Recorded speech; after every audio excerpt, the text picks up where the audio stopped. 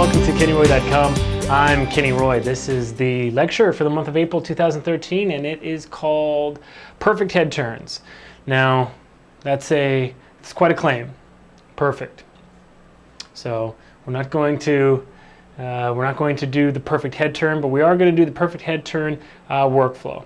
And of course, you know that that is my obsession. I cannot stop doing it. I can't get away from it. Might as well get on board.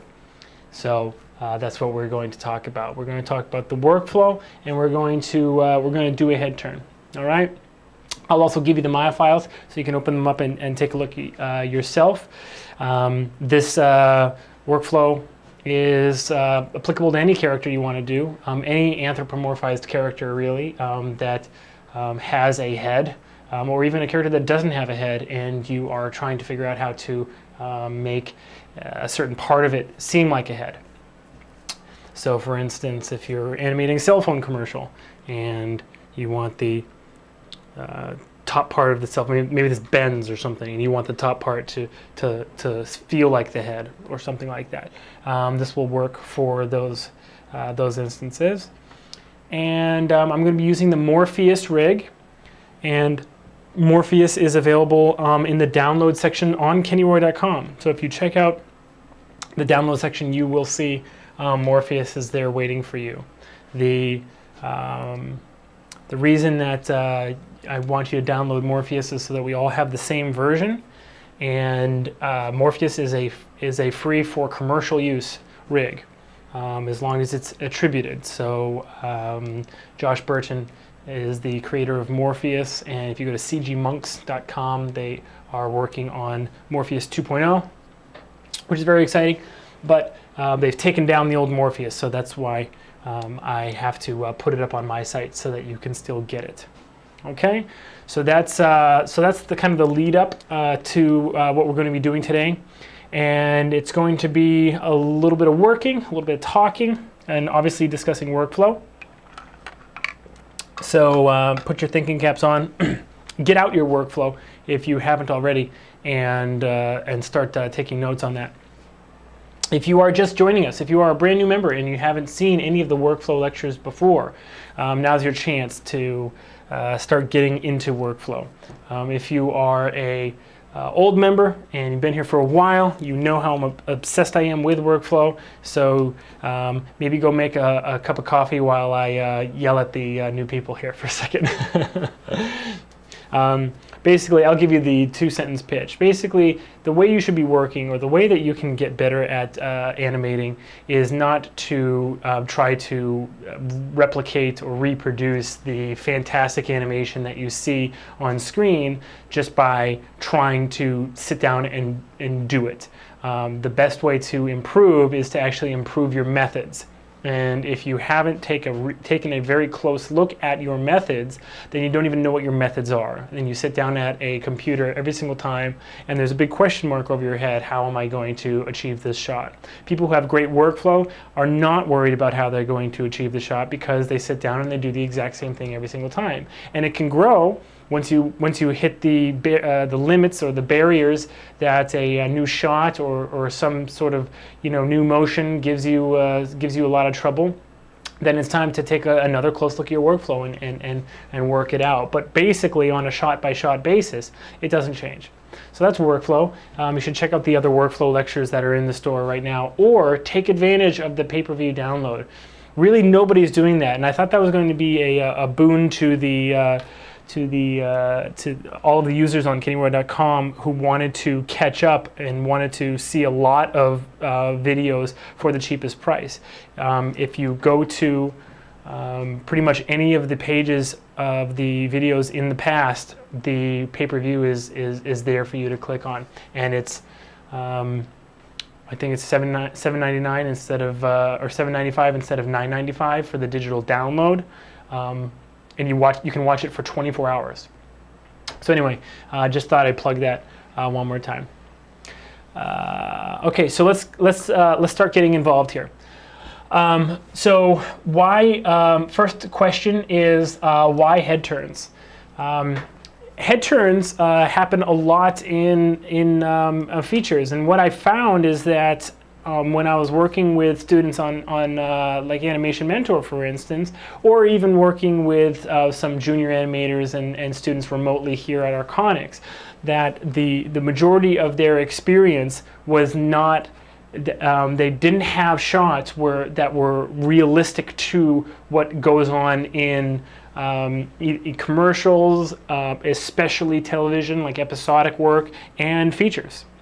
Which is that there is a lot of movement all around. There's a lot of working, like theater in the round, where characters walk past each other and you have to turn, or a character turns and looks at something and then we cut to what they're looking at, okay? And working that head turn across the cut as well. I don't see, so what I do see is I see a lot of dialogue tests where where a character is basically delivering a soliloquy or a monologue, basically to camera, and they're focused solely on the subject or the other person that they're talking to or reacting to, and the head turns are just gone. They're just not there. And even in a multi-character sequence where you have people really, really engaged and interacting, it's staged in such a way that there's really no head turns as well, okay? And we should practice, we should hit as much as we can, we should hit all areas, all corners. In the old days, there used to be, you could go into one of the animators' offices, like at Disney or whatever, and they'd have a bookshelf, and it'd be filled with little pencil tests. They would never throw away anything. And you could go in there and you could say like, hey, I have to do a shot where I have a character like on a trampoline. Have you ever done anything like that? Can you give me some advice? And these veteran animators would say like, I have just the thing. And they would sort through and whatever, and they'd say like, yeah, in Fox and the Hound or whatever, I did that. And they would hand you the folder, and it would be filled with, you know, a dozen or so drawings of something just like that. And then you could look at it and you could kind of get the information out of it. And these days, animators don't really test. And my problem with the way that people go about learning is that if you don't take the, if one of your goals is not to get to the point where you are like one of those veteran animators that has a bookshelf full of animations, then you're really going to kind of pigeonhole yourself in what you're doing. You should be constantly seeking the most breadth in your animation experience as you can. Okay, so here's the point. Point is that I don't see animated scenes, especially for practice, staged in such a way that is realistic to how scenes are staged in features and play out in features. And part of that can be attributed, and there's nobody to blame, but part of that can be attributed to the fact that we have directors with years of experience and a story that goes way beyond the one shot that you're working on unfolding in front of your eyes. When you're working on your monologue or your dialogue sequences for school or maybe 11-second club or whatever, you're not really, you might come up with backstory, but you're not really thinking about, you know, 5-10 minutes before your shot and 5-10 minutes after. So when we see a test that does do this, we get very excited, okay? And that's why the iAnimate.net test, that is the Woody Allen, I think it's Woody Allen, I hope it's Woody Allen film, where the person there's a female and she's talking about how she saw somebody, and there's the male, it sounds like Woody Allen, I can't be for sure, and he's saying like, you know, were you drinking? And she's like, I had like one glass of wine. And he's like, well, this is why I told you, like, you know, not to drink, whatever. Anyway, you watch this, and there's something about it. There's a je ne sais quoi about that sequence that is really, really magical. And I think that if you had to ask me, it would be that the characters really do feel like they're working in space. They're crossing, they're going into rooms, out of rooms, passing each other. And it's filled with, because it has to be to make all of those actions work, it's filled with great head turns. So we're going to talk about how to achieve those. So let's start talking about head turns and basically from a workflow standpoint, okay? So I'm going to switch to the screen and we're going to get to work, all right? Okay, so we all know that the head leads the body on a turn, okay? So we have a character and they are, you know, let's say that they're facing forward and we want them to look to the right, okay? We know that the head is going to basically lead the body, all right? And so we're going to start turning that head, and we're going to come over here, and then we have, you know, basically that new eye direction, right? But the point is that holistically, if we look at the entire body, what we first need to decide is, what is a workflow? How are we going to achieve the head leading the body when the body actually anticipates from the hips, okay? From way down here, all right? This is where all of your actions center, all right? So the first workflow question is, how do we work that out? Because those two things just kind of inherently seem like they are fighting each other, don't they? Right? So how do we do that? All right. So that's the first thing I want to kind of tackle. All right. So let's go switch over to Maya. I'm going to reference in Morpheus now. Let's see here. I gotta set my project really quickly. Sorry about this. I normally have this worked out, but this is a fresh install of Maya. Remember, you need Morpheus 1.0. Okay, so don't fret if you get a reference error when you open up these scene files. Okay. All right. So looking at a character, right? We have the head like leading the body, but that doesn't kind of like wash with the requirement that everything is centered in the hips. So how do we make that actually work? So that's when we start bringing the eyes in. And the eyes, we know that the eyes lead the head, okay? So it's kind of a way to work to kind of like patch over the sort of multiple moving parts that are in front of you, with a little bit of smoothing, a little bit of visual coherence of the entire thing. But there's a lot of workflow considerations to keep in mind with the eyes as well. Okay, so let's take it from the beginning. Okay, so the eyes act as anticipation. Okay, let me disconnect these. There we go, from the world. Where did they go? There they go. Okay. Let's make sure that they're looking. Okay, cool. All right, so the eyes actually act as the anticipation, but there's no anticipation on the eyes themselves. All right, because that would be weird. If you wanted to look to the right, it would be weird for you to look left and then look right. Okay, wouldn't that seem weird? I would hope that would seem weird to you guys.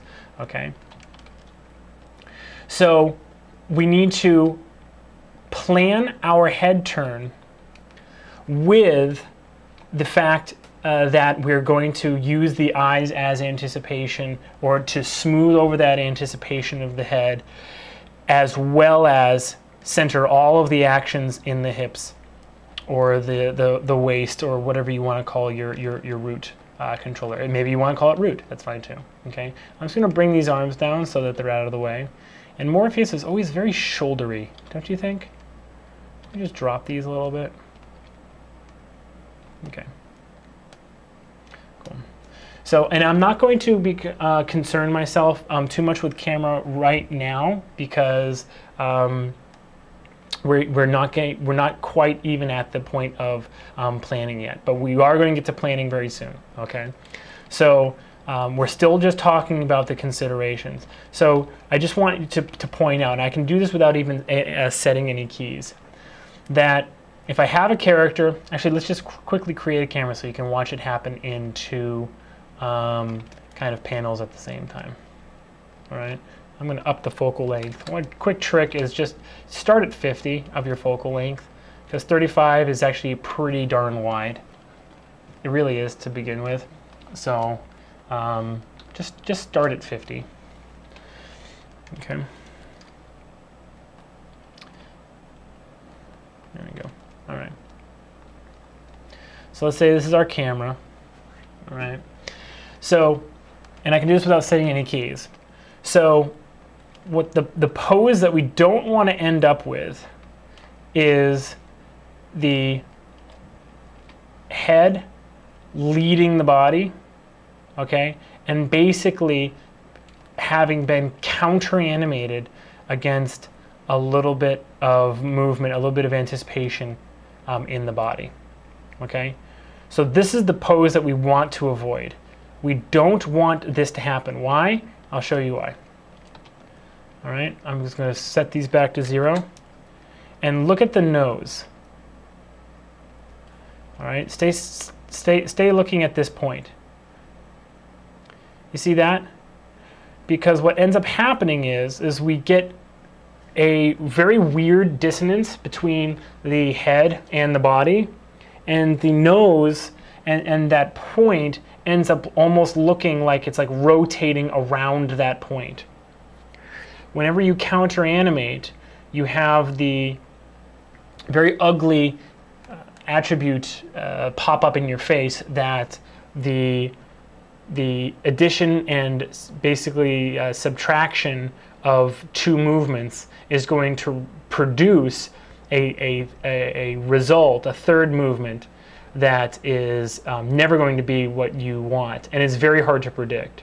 And this is what ends up happening. And what I did could basically be what you end up with if you logically start a head turn with a workflow that is just like intuited. Just you didn't really think about it. You just are using all the rules that you have set up for yourself. All right, let me think here. Head leads the body. Body needs to anticipate. So the first thing you do is you start turning the head and anticipating. And even when I do it, it looks very, very, very weird. Does it not? Does it not? So what we're going to do is we're going to keep the head, basically, keep the head pretty still, pretty steady. We're going to do that little bit of anticipation with the body, and we're going to use the eyes to do that leading. Okay, so the eyes are part of the anticipation. All right, and the eyes are going to lead the head, and the head can't start moving until we can actually get a little bit of net effect, right? If you have movement this way and a little bit of movement this way, then the net effect is a little bit less movement this way, but this movement was bigger. So the subtraction of that movement, that little bit of movement, doesn't do too much to this broad movement. I hope that makes sense. The net effect. Once we can start getting a net effect, that's when you start leading the body with the head, and that's when your head turn actually starts. Okay? Too many times, and I see this a lot. Well, I shouldn't say I see this a lot. I see this in many of the animations that have head turns. But like I said at the very beginning, I see a whole lot of monologues where people are just standing here and talking to each other, or it's two people and they're sitting across from a table and just looking at each other and whatever. They're not looking around. They're not actually seeing anything. And this is not just the workflow for people watching something go by. Because when you're watching something, that's the only time that your eyes can actually move smoothly. If you try to make your eyes go smoothly from left to right. It's just the way our brains are. They have to stop and focus on little things along the way. Okay, so that's an important note. So this is not just for moments when someone is watching something. This is actually for when you're doing a head turn, when they don't have something they're tracking. They're planning on looking at something over here. Okay, and we'll throw a blink in, and a blink is not necessary, but a blink can help. But also, we'll talk about, when we get to the point, we'll talk about that stuttering of the eyes as well, and how I like to animate the eyes in a head turn. So I don't know if by this point you were thinking to yourself, hey, head turns, man, there's not a lot to talk about. I'm not sure why we're talking about this. Well, hopefully by now you're thinking, all right, fine, I'll get out the piece of paper and I'll start writing down the workflow. Fine, Kenny, you win. You win, Kenny. Okay. So here we go. So let's start putting that into practice, but let's also plan this head turn, okay? And in Maya 2014, there's a brand new tool. There's a grease pencil tool, which is fantastic. You can use it in conjunction with a lot of the other tools that we use as animators already, and it's pretty fantastic for that. So I'm just going to turn off some of these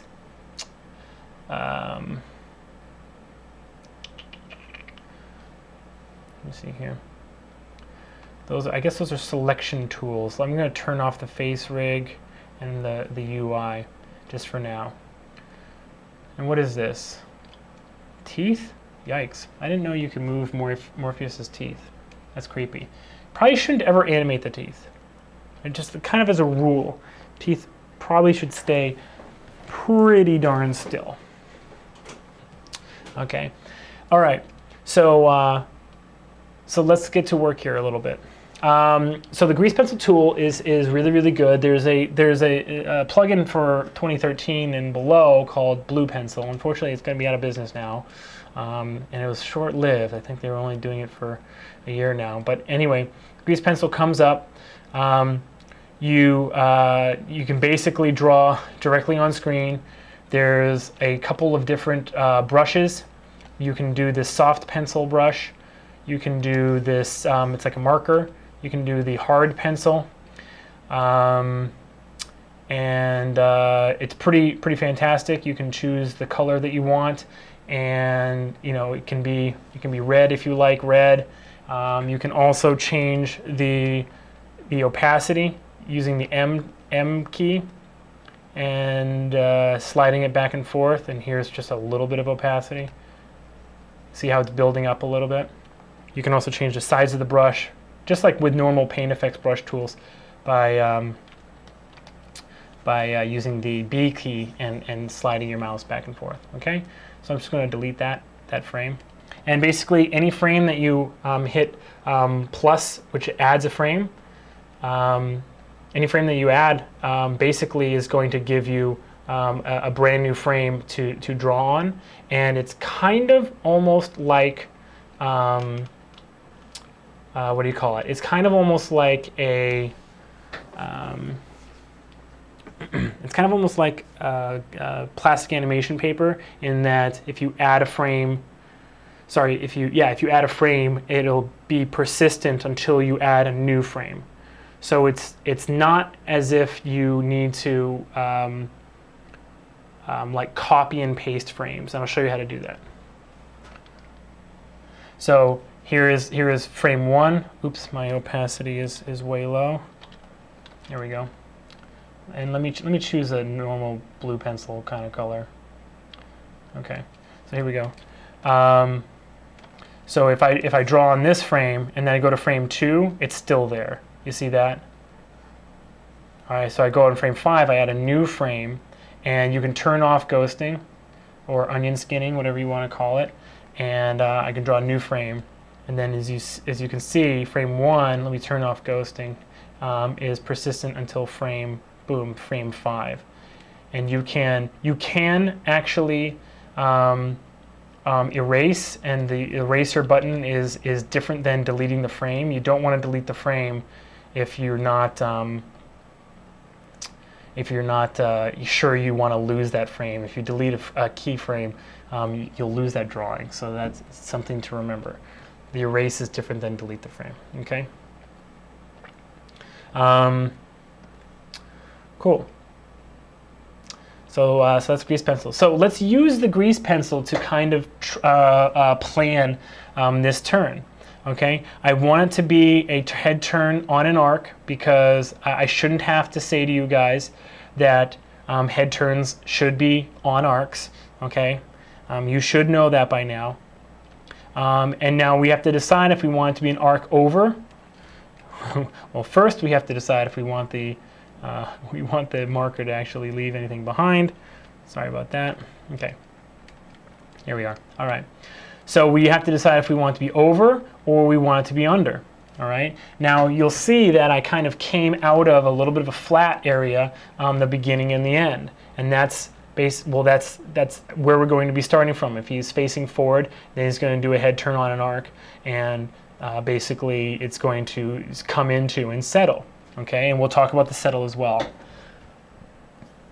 But when you're considering, pretty much all head turns are on the lower, unless you are, unless the object you are tracking, you're looking at, is above, or there is a performance aspect that is making it so that you would go above. Like if the guy's going like, well, I don't know, you know, that kind of action might make it so that like you want the head to tilt up on that kind of, not sarcastic, but sort of incredulous line delivery. Well, I don't know, kind of the head going upwards instead of downwards. But a overwhelming majority of the head turns you want to do will be on the lower. It's also conservation of energy, right?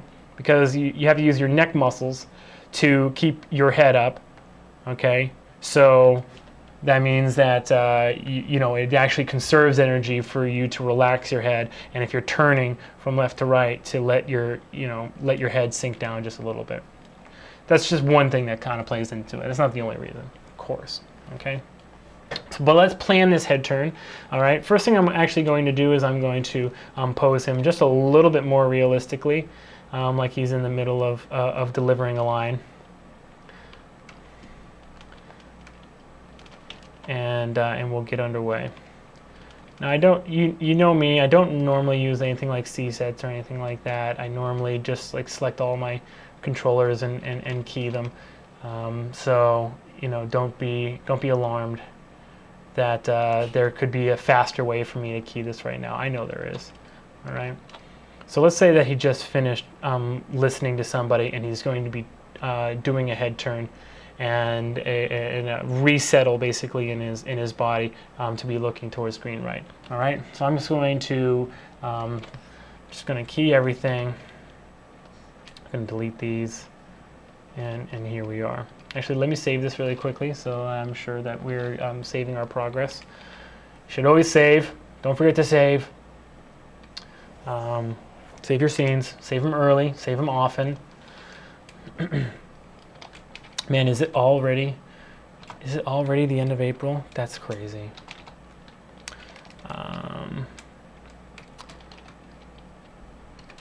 Interns.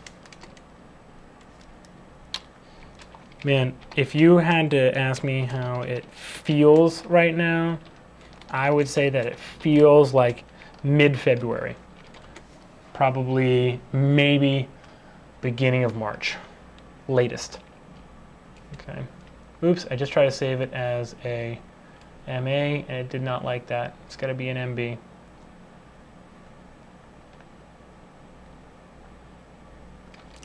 Sorry about that.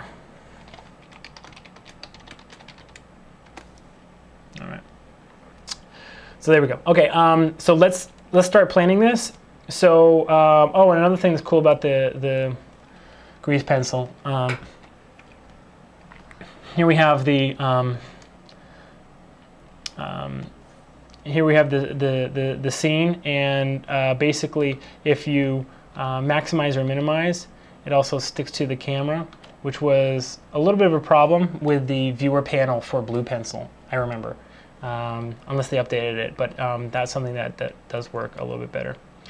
I'm keeping my outliner here because I like to be able to see what I'm working with, and I pretty much will be working in panel, but at the same time keeping an eye on my camera view as well. So there's no real reason, no big issue for me to have that floating there. Sometimes I'll actually move it over here. In fact, it might be better right there just for now. Okay, so let's plan this though. So we are going to use a wealth of tools to plan this head turn, but in general, I'm going to do some gestural strokes, all right?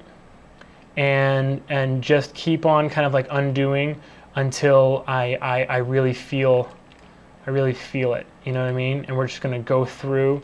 Actually, that's pretty gorgeous. It's a pretty nice, that's a pretty nice turn. All right. Now what you notice is that we went a little bit up before we came down, and I'm okay with that. You know, I might be able to do better, but I just really like the smoothness of that stroke, so I'm going to keep it. So let's say that this is, you know, our would-be great for our head turn. Okay. Now what we have at our disposal, we have a wealth of tools at our disposal that will allow us to make it so that this head turn is going to work. My planning, I planned it on the tip of the nose. Why? It's because it's kind of the intersection point of, I mean, of course, between the eyes would be the intersection point if you were, you know, constructing this character, drawing this character. But the tip of the nose actually does a lot for us in terms of it being a big shape that we can track.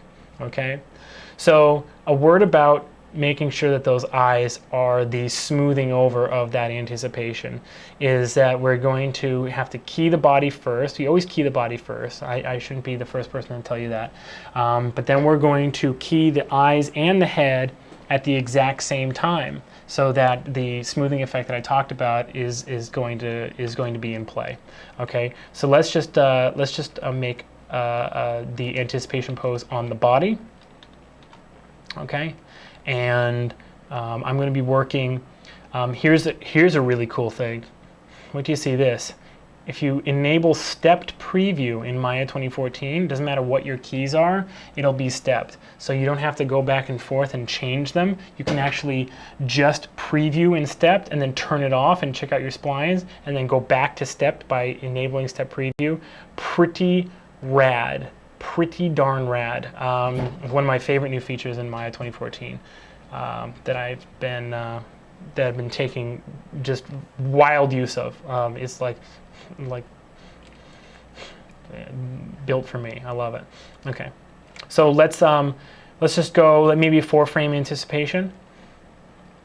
Okay, and let's build this kind of full body.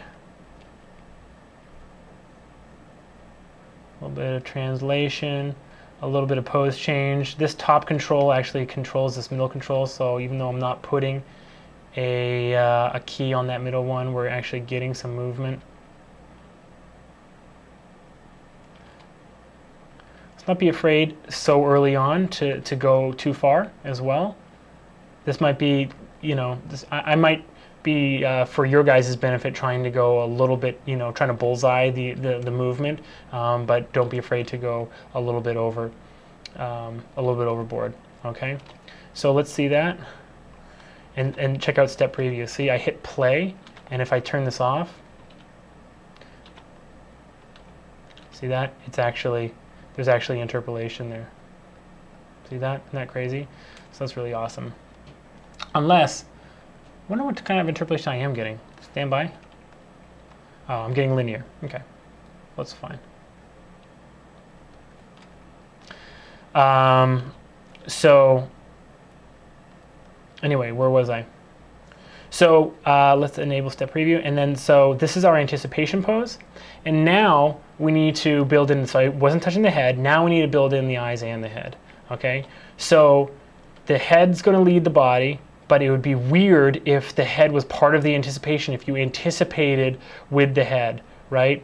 like looked this way, or used the eyes and looked this way before you look back over here. That would be weird. We agree on that. But we can't do it so much that we get basically we lose that net effect. Okay, so I can't bring it all the way back over here, because let me show you. There we have it again. See that problem? Where it looks like the whole body is rotating around. Look in the camera panel. See how it's rotating around the nose? Zero net effect. Okay, very ugly, no good ski. All right. So, but what we do want to do is we want to make it so that the body does feel like it's reacting to what the head is doing. Okay, so let's make it come just a little bit over. All right, but also just a hair down, so that it looks like almost we're bringing this torso shape is kind of doing a little bit of contrapposto. And what I mean by that is we're kind of getting the shoulders and the head kind of counterposing just a little bit. Okay, all right, just a little bit. All right, so that would be what I would say is a good level of movement on the head. It's very subtle, and again, I'm trying to bullseye it. Your workflow should always be, I don't feel like I have enough time to do this, slam it in, and then edit it in front of you. But your workflow should always be to go a little bit too far, then double that, and then reduce it, reel it in. If you haven't heard me say this before, animation is like fishing. You can't drop your hook in the water and then push it towards the fish. You have to cast it over the fish, past the fish, and then reel it in. It's the only way you'll ever find the right zone where it's supposed to be. Never push, always pull, okay? So then we can pretty much key this action, all right? So let's say this is going to be a 10 frame head turn. Okay, so we're on 14 right now. Let's go to, or sorry, 4, let's go to 14. And now we need to make sure that the body as well is following good animation principles. So let's just make a pose on this side. Another quick trick is I like to basically 0 rotations on the spines. Oops, sorry, I thought that was the spine control. Oh, I didn't put any rotations on the lower spine controls. I like to 0 everything and then rebuild the pose. Why do I like to do that? Because then I'm sure that I'm not going to get any weird stuff like a gimbal flip or anything that I have to, you know, do an Euler filter to or whatever. So I'm going to have him kind of finishing lead a little bit forward, tilted a little bit to his side. Basically, he's following and watching somebody over there. So this parent on these arms is not going to work. I gotta delete that. Delete and change it to the clavicle. There we go. Much better. All right.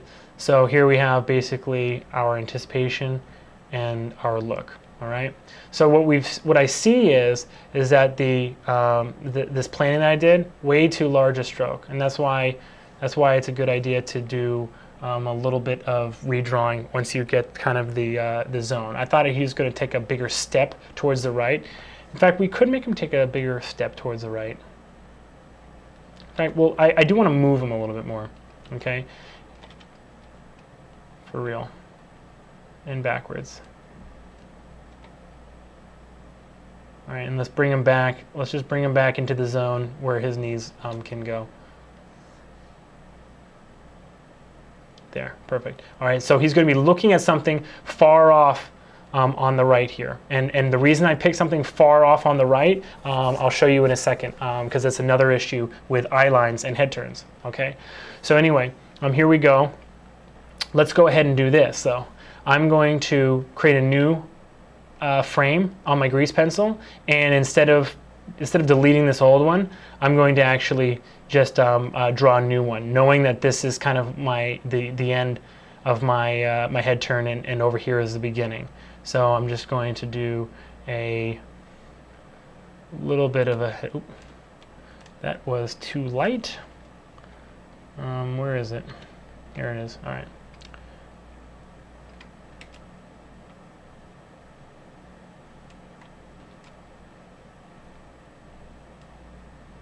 That's pretty. That's a nice arc. I like that. All right, let's keep that. But now what I can do is I can actually, because I'm in the grease pencil tool, here's a nice kind of thing. You can actually delete that. Oops, I'm selecting something wrong. Here we go. Go back to the grease pencil tool. There we go. I can actually just delete this key. Oops, I must have let go on Play Blast. I'm not sure how that happened. Now we have to wait for the Play Blast to open. Sorry about that. All right. I can delete, there we go. Delete that grease pencil, and I can move this one to the beginning. Just make sure you don't have anything selected and you'll be fine, okay? So here we have, now we have my, my new arc on that. Now, in terms of workflow, this is a great time to actually start getting your visual tools in place. A lot of people do this at the end, but why do it at the end when you can do it right now? So I'm going to create a locator. I'm going to stick it on his nose.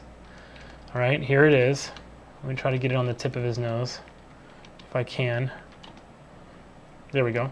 Okay, and now I'm going to just parent constrain the parent constraint to the head control. I apologize, my my recording software sometimes makes Maya lag a little bit. I apologize. So there we go, parent constraint.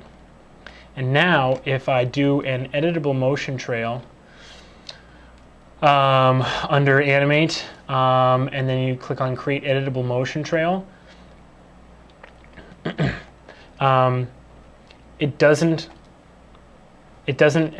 help us to be able to actually change this character. Sorry, this how do you put this? It doesn't actually help us to change the arc using this object, I should say, because you can't actually edit the motion trail and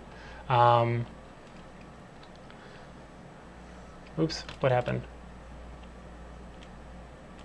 Sorry, I just need to make sure that I did the constraint correctly. It does not look like I did. The neck, constrain, add. Is this moving? Okay, cool.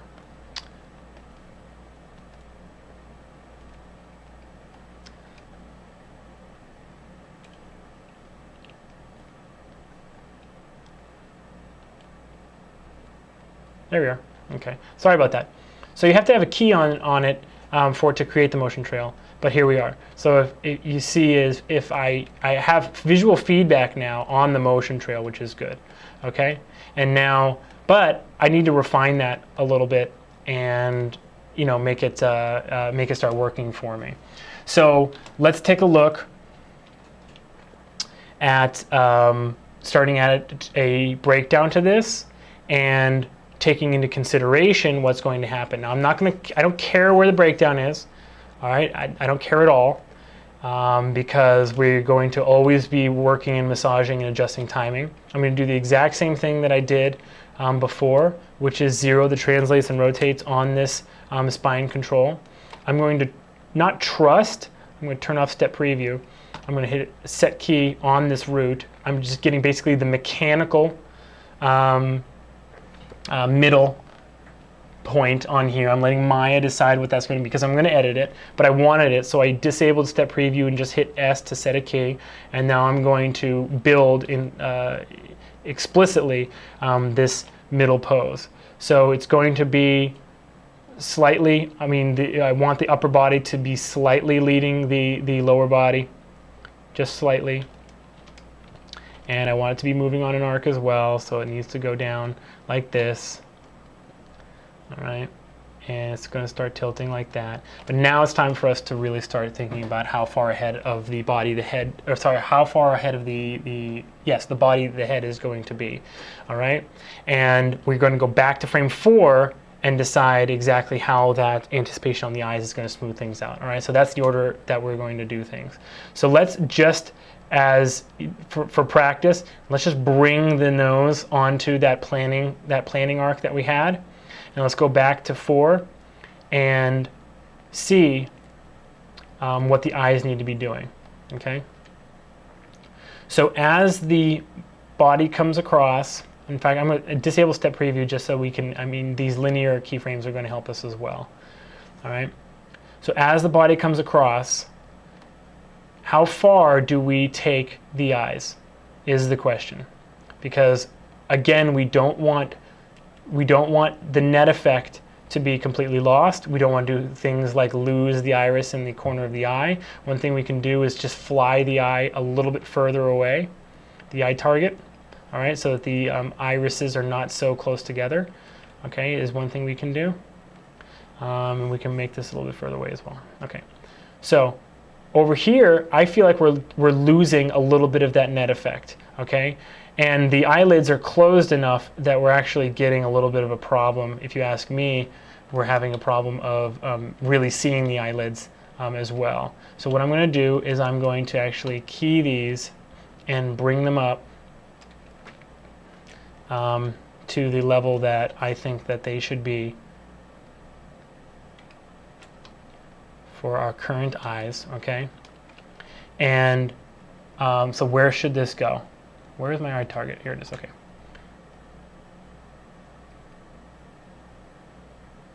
And for me, the answer to that is always until you basically are touching the corner with the pupil.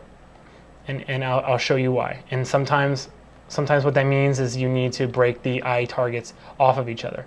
Okay, so I'm going to set a key on all of these.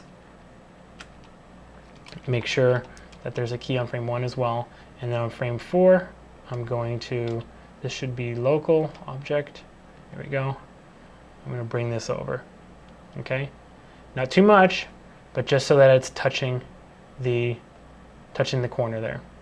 All right, and here's why. Here's why I say that eye direction is like anticipation, okay? Because what happens is as humans, what we do is we zero in on the eyes of a character, especially while they're talking.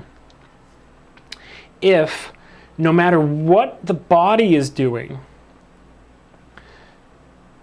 if it's moving this way, we are quicker to zero in on what is about to happen. Basically, we cluing in on the anticipation. If it's given to us in the eyes, much quicker than the body. So my point is that if we have like 4 frames of anticipation this way, it's only by the time that it's really actually slowing into the end of that movement that we realize that, okay, now we're going to change directions and turn this way. Whereas if the eyes give it a frame or 2, but if the eyes take about half the time to get buried in the corner of the eye sends off a signal to the audience, to their brains, that the head is going to get pushed. Why? Because just that image of the iris in the corner means it's as far as it can go. It visually makes us feel like the iris is pushing the head this way. So you can take about half the time to do that as the anticipation on the body. So that's why I said the eyes are actually part of the anticipation, and they smooth over the sort of dissonance between the idea that the head has to lead the body, but the body, you do every single action, you center all actions in your root, okay? If you shoot your eyes over into the corners, then the audience is going to immediately realize, even before the head even really starts doing that leading motion, that the head is going that way and the head will take the body. So the eyes actually are the anticipation, even though they don't do textbook anticipation. They don't do a movement right and then a movement left. That would be weird looking. So that's what you want to do, and this is a good pose for them. And so what I'm going to do is I'm going to actually select all these, and I'm going to make this on frame 3 instead. So it actually gets there a frame earlier than the characters does. Now what we have to start talking about is, what does that eye in the corner, buried in the corner, actually represent? And I wanted to show you something. Here's a interesting thing that not very many people talk about, but it is a thing that I take advantage of relentlessly. Okay. Here's a poster for a project, a script that I wrote, and if you look, so it's Jack, and he's looking up at this beanstalk, right? Okay. So if you look, his eyes are looking up towards, the top of this beanstalk, and he's enjoying it or whatever. But technically, he's not looking at the beanstalk at all. Think about it. He's standing on this. This is in foreground. The beanstalk's coming up behind him and going, way up into the sky. But he's looking forward. At first glance, this looks like he's actually looking up towards, let me zoom out a bit. At first glance, this actually looks like he's looking up towards there, but the longer you stare at this, you realize, holy crap, he's staring way off camera in front of himself, and nowhere near actually the top of this beanstalk. Isn't that interesting? Okay. Isn't that interesting? And so here's the property that I wanted to tell you guys about. When you have a character and they are looking at something, and we're going to implement this into the head turn, but when you have a character looking at something that is off to the side or in background, the audience will believe way more that they're actually looking at it if you have a clean read of the face. So instead of looking at it like this, and all you get is profile and just a little bit of that iris on one eye, all right, they will believe it much more if you take the head, actually bring the head back almost 3/4, and then bury the iris in the corner of the eye. For some reason, you can actually get away, like you see in the poster, you can actually get away with having characters look like they're looking behind themselves when they're actually 3/4. They're actually forward, okay? Not looking anywhere near it. And it's that trick that I told you about. It's that when we see an iris buried in the corner, that means it sends off a message in our brain almost extreme. Like, that's as far as it can go. And we almost believe anything could be possible past that point. They could be looking at anything, all right? So one more time real quick. If you want a character to be looking, over here, or if you have two characters, I see this a lot of times like in student work and 11-second club, that kind of thing. You have two characters talking to each other. Profile, just by the way, is like really super boring staging. But even if you aren't staging them profile, you want them to be looking at each other, then you can actually probably take them and cheat them out even more to camera than you already are, bury that iris in the corner, and they will look, even though they're looking less at each other, they'll actually feel like they're looking more at each other than they are before. All right, so how does this relate to the head turn? So what you need to do on a head turn is, depending on the speed of the head turn, if it's a quick head turn, then keep it buried. All right, keep it buried the whole time. If it's a slower head turn, then you might want to do the stuttered movement. Set a couple keys where the eye is actually stopping. And I can do that for you, and it doesn't take long, and we can take a look at that, and that's fine. But you keep it buried in the corner as long as the action is staying at the same pace. As soon as you start decelerating, then you need to be careful, because it will look like the iris is getting dropped off somewhere, and dropped off too quickly. All right, so it's a delicate balance. It's a 1 or 2 frame thing that we're talking about here. All right, so let's continue refining this turn, this head turn, using the editable motion trail in conjunction with our planning, that little planning arc we did, and also pay very specific attention to what he's, where the iris is and what he's looking at, okay? So let's just keep going. All right, so on frame 8 right here, and I like it that when you have a head, that it almost looks like the chin is actually like cutting through as well, so there's like air, almost like wind resistance. So I like to have the head tilted just a little bit like this as it's coming across. All right, let's go to frame 10. No real need to do anything super specific or super special here. Just continue to have this on the arc that we planned. Just continue and refine that. And then let's have it come up. See how I'm keying very straight ahead? And I'm not worrying too much about the play between the nose, this arc that I'm getting on the nose and the chest quite yet.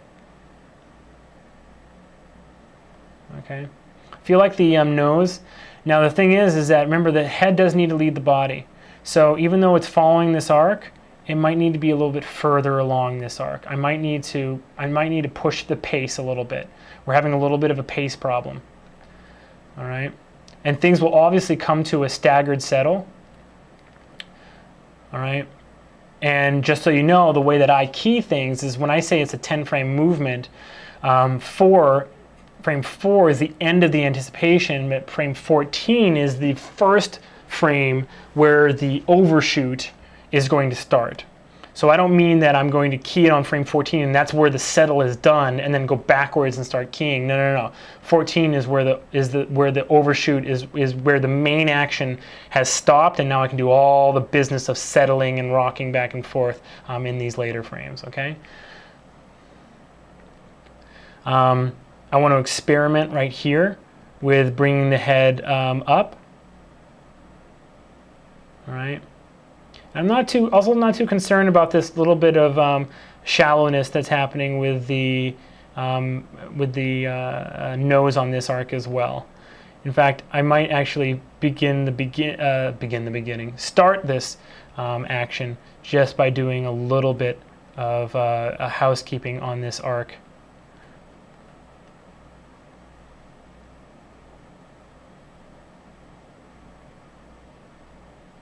Okay.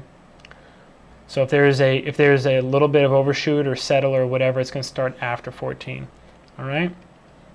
Now I got kind of dense there on the head. I mean, that's okay as long as you know what you're doing. So I don't feel like I'm actually painting myself into a corner here by getting that dense this early. This is also, let's call this what it is. This is a 1-second head turn as well. So we're not talking about a 250 frame file that I just keyed on once. Let me save it real quick.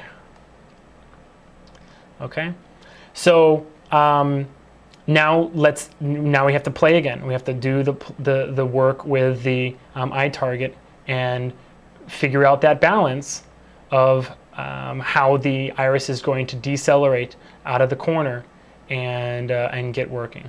Okay, so I'm going to do this like I'm going to jump onto frame 6 and then keep it on 2s.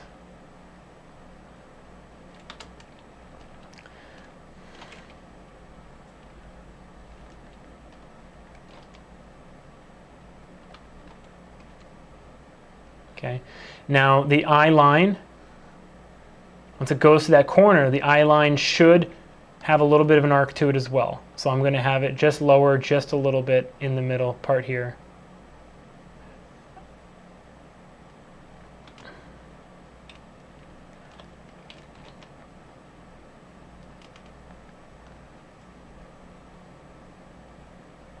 All right, now here's the point, here's the moment of truth. Like, he is almost 3/4, and I want him to be looking at something that's actually kind of back here, okay? You can't really tell how far back that is. Let me give you a better example.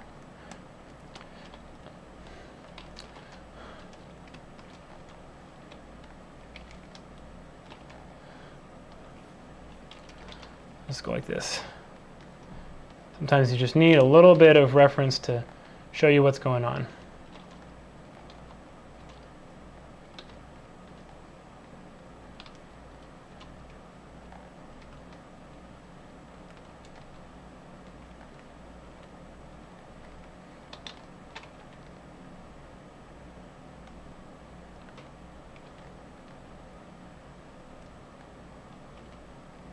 I'm just trying to give us some perspective lines so we can see how far back that thing is. Okay.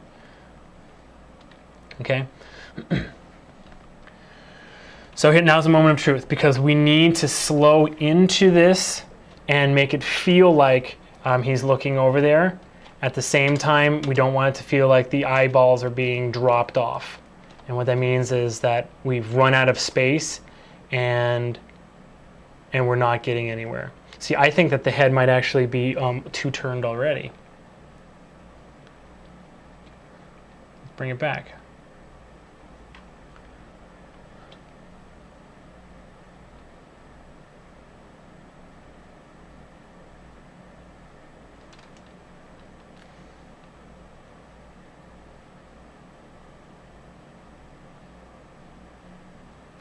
Okay, that's better. That's better. See, I think we went a little too far already. And now, it's really cool how his eyelids move with the eye target. Now let's bury this in the corners. Actually need to come back with this one. This one's too far.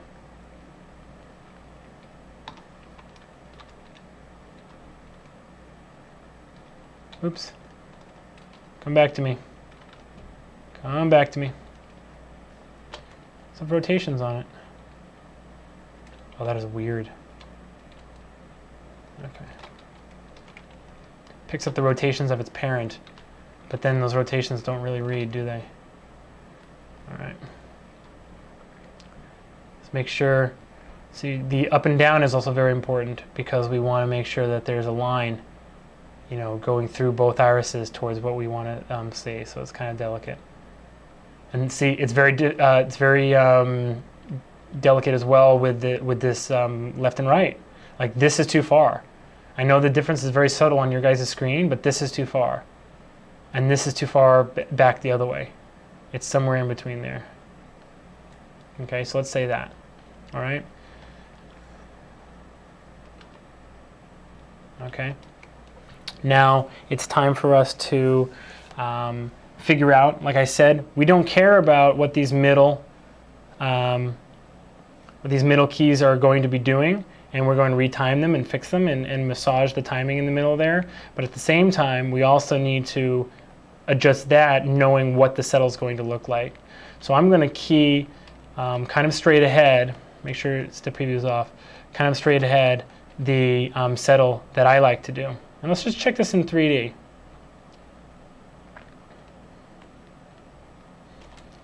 His head might be a little bit too tilted this way.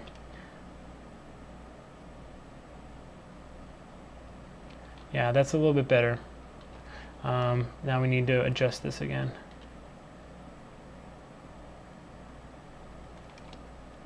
Okay. But let's key this settle. So it's basically going to do, I'm just going to 4-frame overshoot. Okay. Just with the body. The torso just a little bit of movement. And then one trick I like to do is to kind of actually seesaw with the translation and rotation. So I set a key, I hit S to set a key on these, but then I'll come back on like 2 frames later with just translation, like that. And then 2 frames later with just rotation. So it's kind of like building overlap a little bit into this pose. And then 2 frames later, I will do both. Come back, a little bit of translation. We're getting very subtle here. Same thing, come back a little bit of translation, hit S, set key on both, right? So it's kind of like he overshoots and then everything settles at the same time. Okay. Now that is keyed in, we have the opportunity where we can actually change the timing, slide things around. Things are pretty light on keys still, even though I did a little bit of 1s and 2s in the beginning on the head.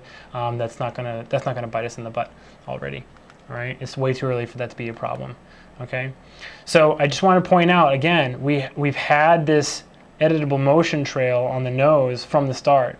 Okay, one thing that you can do to show that you are actually on the end of your action is to engage a new axis.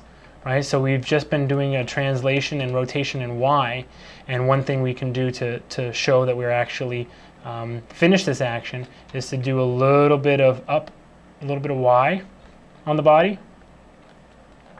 and then as we come down, we overshoot that as well, and then we come back up like that. Okay. Now this is all blocked in. This is all very light and rough. And once we get into the graph editor and I can see exactly what's going on, would be when I would start actually working this. Sometimes I can't help myself. Now the editable motion trail is really killing the scene because it's calculating on a locator that is parent constrained to a head that I'm editing the graph editor Y curve of its long distant parent. Once you get into the graph editor, I would recommend that you actually delete your motion trail so that you can always put it back, But now look at the performance that I'm getting in the graph editor. Actually, it's not that much better. It's only a little bit better. Okay. Anyway, so remember what we need. The point that we need to get to is to be able to see where the eyes are being kind of dropped off. Okay. So let's work the head, and we'll do the final kind of eye pass once we're sure that the head is actually working how we want it to. I think the head is good that it has come up.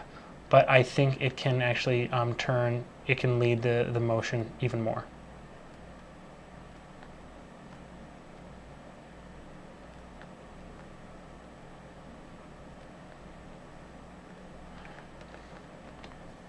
I just middle mouse copied that just to see what I'm getting in the body.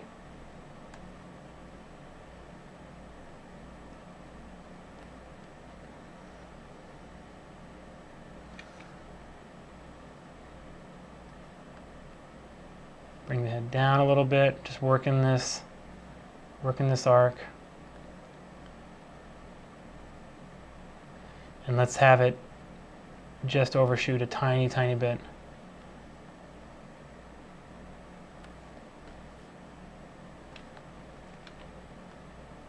Okay, now all this wiggly giggly that's going on in the body here probably just needs to be splined out. And then yeah, everything looks like it's flat. I think I might have clamped on. Are these clamped? For some reason everything is flatted. And if you know me, if you've watched a few of my workflow tutorials, you know that I love to delete. I am like king delete master. What? All right, you gotta forgive me. Sometimes I can't be perfect all the time. Can't be perfect anytime. Who's perfect?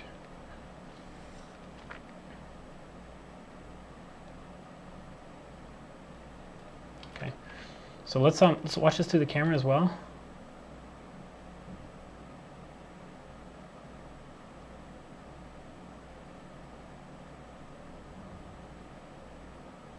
Okay, cool. So there's way too much motion going on in here. So I'm going to try to, I'm going to be a little bit daring. I'm going to try to clean it up just a little bit, and you can watch as I primarily delete. And I'm also not afraid to delete one channel or one key at a time as well. Nor should you be. Nor should you be. In fact, I'm going to, what am I going to do? I'm going to work just in the graph editor without seeing things, because I can't stand how slow it's working. Yikes. Seems the good old trick of using the graph editor in full screen is not working for me. My goodness, this is too low.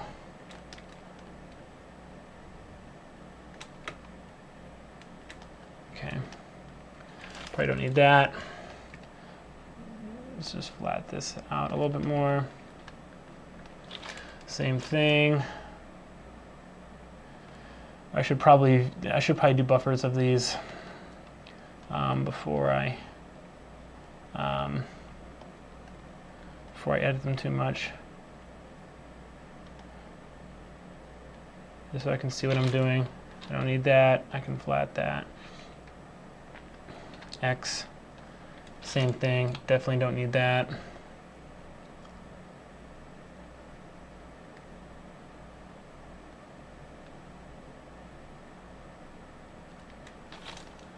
Is that flatted? No, let me flat that.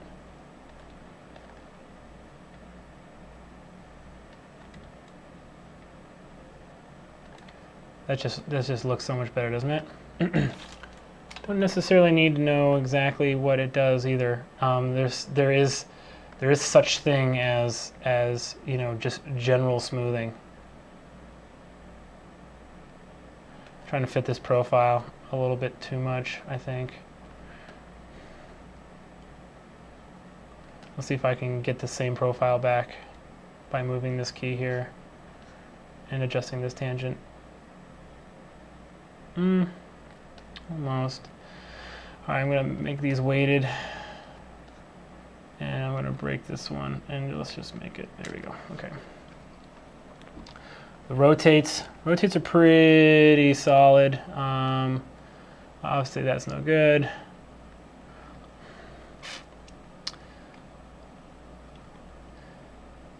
Everything is auto right now. That's the problem. I don't need that. Don't need that.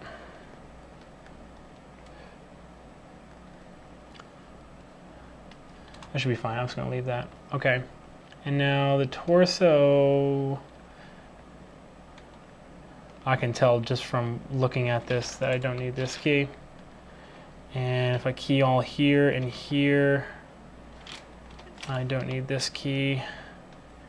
And then if I spline these middle keys, that'd be a good start. Now let me watch it.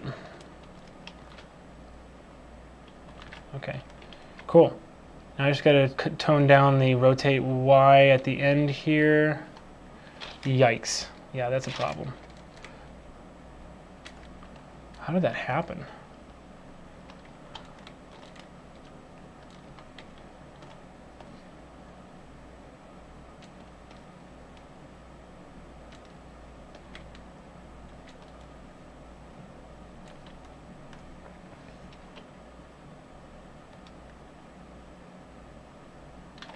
Okay. Now, another good thing to sometimes try, and this is a time-saving trick. So I have 4 keys, 18, 20, 22, and 24. And I have the torso and the root selected. So if this is too much, basically, if this is too much, then I'm going to split the difference on every single one of these keys. Meaning I'm going to middle mouse drag from 19 to 20, which just set a key on 20 that was halfway between 18 and 20, so it cut it in half. Now, if this is too much, I'm going to split the difference again, middle mouse drag 21 to 20. And now this is obviously way too much, so I'm going to do it twice, actually. There we go.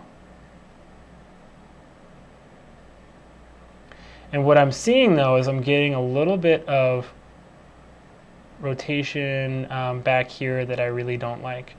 So what I'm going to do is I'm going to actually, I'm actually going to copy 22 to 24 and delete 22.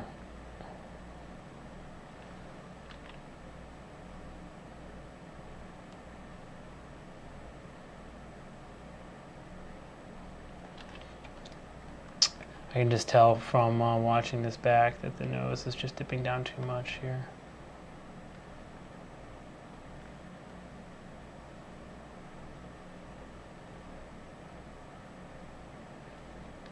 Just got to be careful how much you lead the body with that head.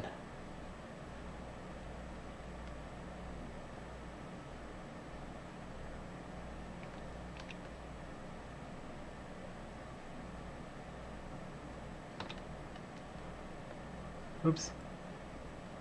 Delete. It's coming back too much. So I'm going to split the difference. Let's drag 28 to 24.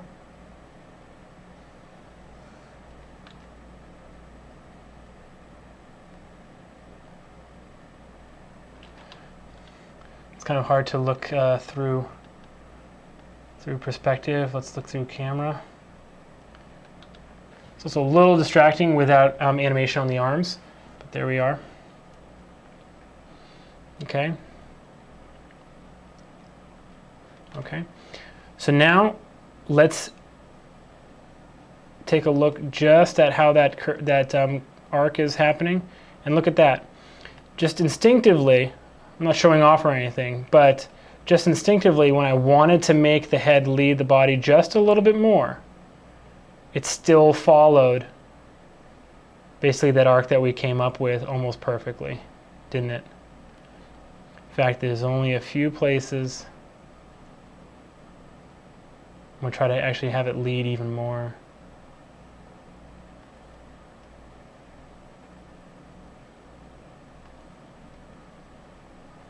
And I want it to come up. So I just copied that key. I want it to really kind of come up at the end of that, and it can come back down, but not so much. Just going to split the difference there again.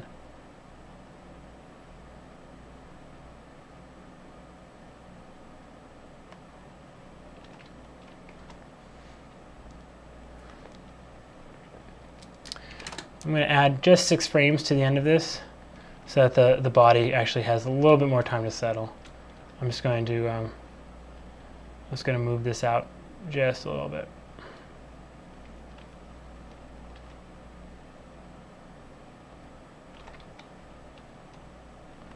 And then where'd it go?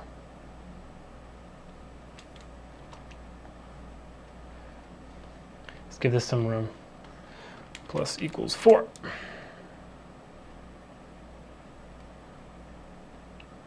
Okay. Sometimes you have to click spline again to actually get that to spline, to go to spline. So, sorry.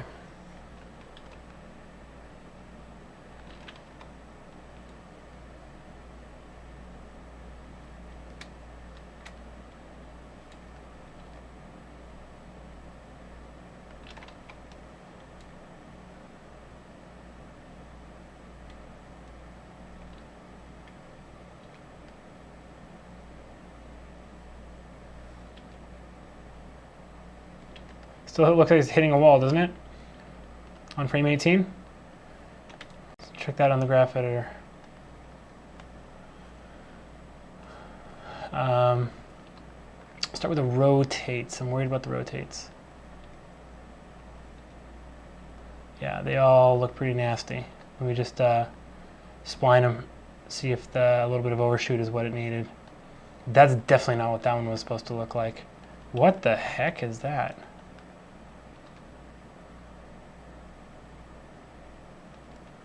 That's ridiculous. Weight that, break that, weight it and break it.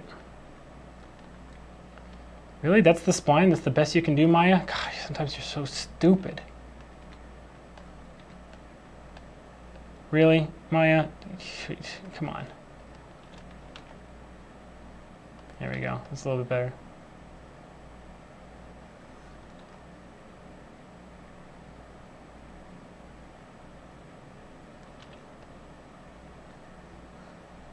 All right, so just so that you can get the effect also of this animation in terms of how the anticipation works with those eyes, I'm actually going to move everything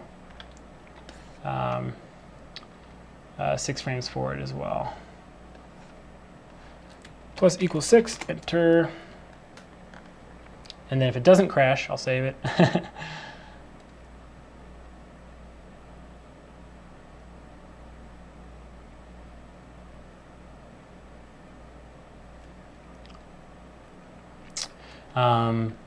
Gosh, not normally this slow. I'll have to see what's going wrong that's making it this slow. Maybe it's an expression. Maybe, I don't know. Maybe driven key. Something's making this go very slowly. Well, while that's thinking, let me. I spoke too soon. All right, so I'm just going to hit set key, and I may get. I don't know. I may get a free moving hold. I'm not sure. Depends on the tangent type. Okay, cool.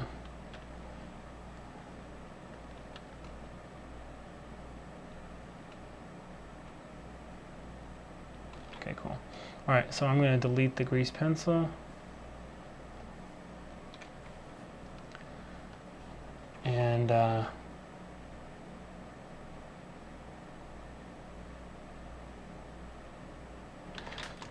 just reduce that anticipation just a hair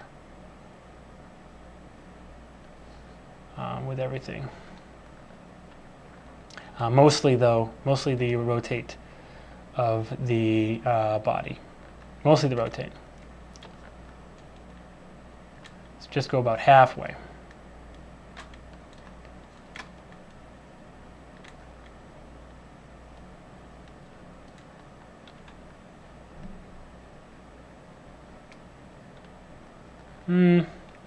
Okay. Translates to.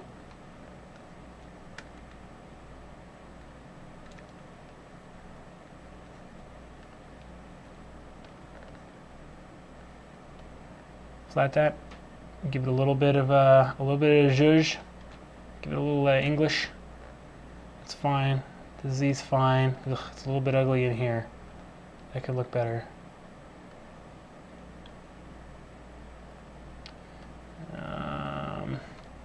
Rotate, what is this? We need rotate Z.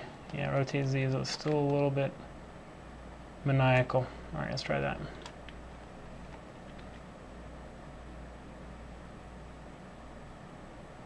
All right, so I want you to notice as you're watching this, here's kind of the synthesis of all of the concepts that we were talking about in the very, very, very beginning about the eye being that thing that makes it so that the anticipation on the body is not lost, but you also still get that feeling and that good practice of the eyes leading the head leading the body, and the head turn. Okay, so watch this back, and as it's playing, kind of decide for yourself if somehow you are getting the signal that this is a head turn before the body comes to a stop on that anticipation.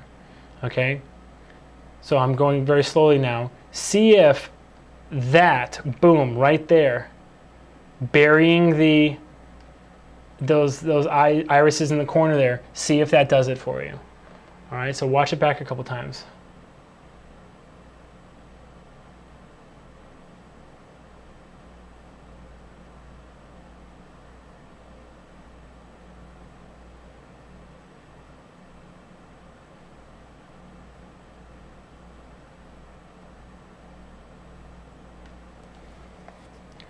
Man,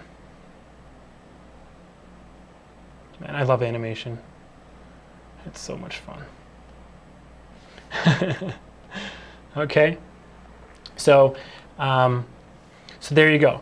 Now I want to just mention a few more things before we're done today. First thing I want to mention is that when you're doing a head turn across the cut, that you need to take a few things into consideration. The first thing you need to take into consideration is that there is something called ballistic editing. And what that means is that you get an effect across the cut of the motion of objects. And if you cut from like a tight shot to a wide shot, for instance, that motion is totally reduced, right? So if you're right here and I go like this and you cut to the wide, and it's the same speed, the hand, all of a sudden the hand is only moving this much on screen, whereas in this close, it's actually, you know, covering the whole screen. I hope that makes sense. So across the cut, a head turn needs to be either sped up or slowed down, or made bigger or smaller depending on what that cut is. Okay, it's not enough. This was, and I learned this. I learned this early on. It's not enough. I used to try to ask people like, "Hey, can I open up your animation scene so I can copy the keys on your head turn?" You know, so when we cut, you know, mine will look, you know, exactly like yours. No, you can't do that. You actually have to eyeball it. You have to eyeball it because you don't get the same effect across the cut. Okay. And you need to make sure that you implement all the things we talked about, that the eyes are actually leading the head, but the way that they're leading the head is they are showing the audience, basically the eyes are in the driver's seat as long as they're in the corners. And it's like, okay, I'm still taking the head around, I'm still taking the head around, and then they stop, and then the head comes to that settle, okay? So that's kind of something, that a rule that you never change, because that will inform you, that will dictate to you your decisions in terms of how your head turns are working across the cut. Okay. Sorry.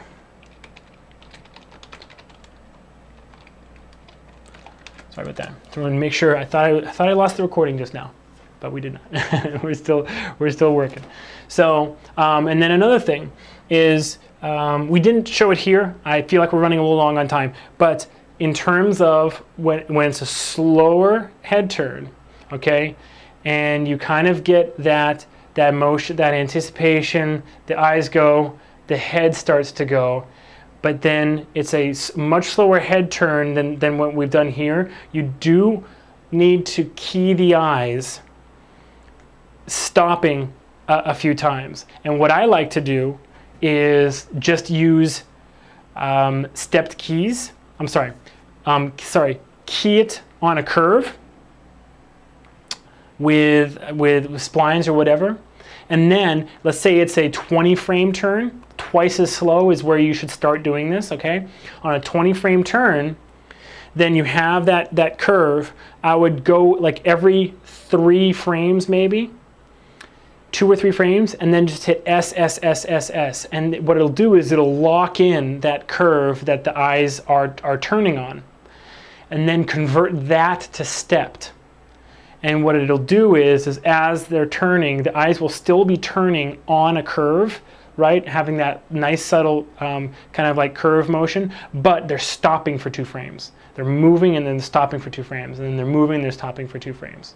Does that make sense? So it will give you the right effect there. And let me make sure I didn't miss anything.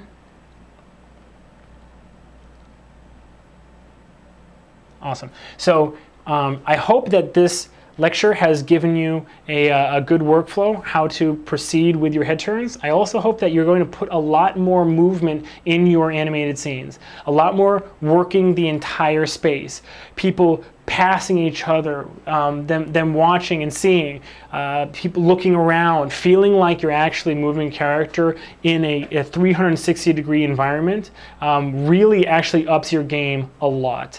There's something, go check out that ianimate.net piece. I can't remember the animator's name. I'm sorry, and I can't bring it up on my website. That wouldn't be fair to them either. But suffice it to say, it's great, and that is one of the biggest feelings about it that it gives you, is that they are really moving around in space. Okay. There was an Ask Video Mail question that asked about that as well, and I answered that Ask Video Mail question with some tips about how to move a character around in space as well. So you should look into that also. But here we are. The perfect head turn, obviously, it doesn't exist, but the perfect workflow, I think we're getting there. So copy that, download this file, and check out the source file that I just animated, and then see if you can take it over and finish it. Okay, you know, a good blocking plus version like we have. I would say this is probably at the end of blocking, actually, not blocking plus, but a good blocked version of a scene is great to start from and see if you can finish it. And what I would challenge you to do is to download the scene and then actually go into the graph editor and then double the time. So go select all the keys except all the keys on frame 1. So select all the controllers and then all the keys in the graph editor except the one on frame 1, and go multiply equals, so asterisk equals 2 in the time box that's in the graph editor, and that will double the time that that this is taking. Then see if you can polish it, but adding in the stuttered eye look as well, and finish up that settle. It's still a little bit rough. Will you do that for me? Thanks. This has been a lot of fun. Remember, you drive the content here on KennyRoy.com. Your questions go into the Ask Video mails, and your requests from the resource wish list helps me a lot to come up with the content that you want to see. So check out the forums for the resource wish list. Send me Ask Video mail questions. I'd love to get those. And just be involved and be part of the community. I love having you guys here. It's been a lot of fun. Good luck with your animation. And as always, rock on.